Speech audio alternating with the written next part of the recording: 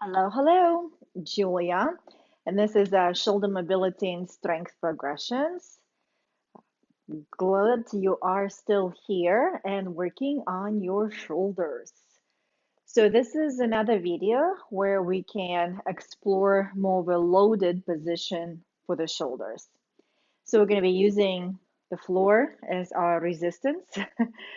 And today we'll be progressing towards a push-up. So I always emphasize progression because push-up is a quite complex pose that requires a lot of work from many other parts of the body as well. We're just kind of focusing more on upper, and of course, core is going to be involved as well. But it's a long lever, so we want to create connection to many parts. They're just going to focus on upper body, and I'll give you progressions so you can start working through them. And basically, you can progress when you do one of the versions that you have been working on, maybe for at least 3 sets of 10, and you feel pretty good about it, have a good response of the body, you feel like you're building some strength, then go ahead and progress to the next version. So there are always variations. So today we're going to start with the simplest version and put the work that we have been doing in other videos into this move. So we're going to be doing push-up work, primarily that shoulder work, in a tabletop position. So I'm just giving you my side view because I think it will be better. And again, so you can always start with your shoulder mobility. Where are you in space? Where are your arms? Are they internally rotated? Are they externally rotated? So, and keep in mind that that external rotation is going to be beneficial because that's going to connect us to the upper back and other stability muscles. So you can always check in your connection with the back of the shoulder and the front of the shoulder. So by just creating kind of a line from your thumb and pulling it up into your chest muscles and reaching down from the back of the shoulder to the pinky. So that creates like a good connection, co-contraction from front to back. So we're still pulling it apart. You're going to try to stabilize your spine. And then from here, so this is a motion, except we're going to take it a little bit further in the push-up. So you want to come to the full range of motion as you push the floor away, shoulder blades are spreading, and then slowly going down with elbows bending towards the floor. So let's try to do that. So we're going to go down slowly. And again, if you look at my elbows, I'm not here because again, that disconnects us from the upper back. So we are here. I'm trying to keep my elbows pointing straight back as I'm going down towards the floor. And then from here, I'm going to push up all the way so the shoulder blades are spreading out. And again, inhale here and slowly exhale down. And I'm resisting the floor. So if I'm not resisting the floor, then this is what it's going to be. Okay, so just again, this is the position. So now I'm resisting the floor. I'm actively pushing it apart. I'm doing that screwing kind of motion. I'm connecting through the back and the front, using my core and slowly go down. And usually people will feel a lot in the triceps, which is a good thing because that's where the triceps are. They're not like exactly here. I mean, they are there too, but primarily we're going to the back of the triceps. So we're just going there and up. So see if you can do like 10 of those and you can maintain all that work again. So you're not actually going back as you're doing this. If like that feels easy, just check in whatever else your torso is doing. Sometimes I have people start doing this and it's like, well, that's easy. Why are you saying it's so difficult? Well, check where your torso is going. So and obviously here, that's just going to be losing everything. So you're going to be going too far forward. So that can be a nice start for your push-up progression. One more time, inhale here, exhale, push all the way. Inhale and exhale and push all the way. All right, so next progression, actually it's not, well, yeah, it is progression. So I'm going to use the blocks and we're going to try to do our shoulder mobility in this position. Slightly challenging. So that's why we want to create that mobility of the shoulder work in as many positions as possible. So you always know where you're in space and what needs to be done.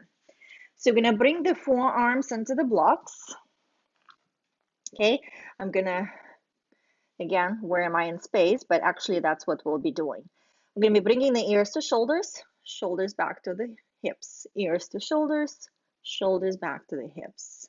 Now chest down, chest up, chest down, chest up.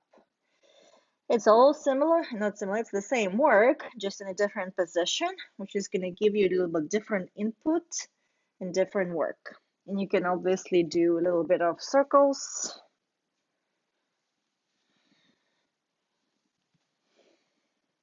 And of course, you can explore that forearm and maybe even kneeling plank position.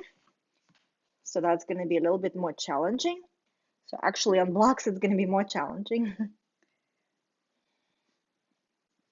Can you do this work here? And then from here, we will move into the hand position, but staying on the knees into that push-up. So you're going to try to create a line from your hip to the torso. So, and again, I'm not arching through here. That's going to be more collapsing towards the floor, and we're trying to resist the floor. It's a lot of core work. And then from here, can you see where you're in space? Are you going here?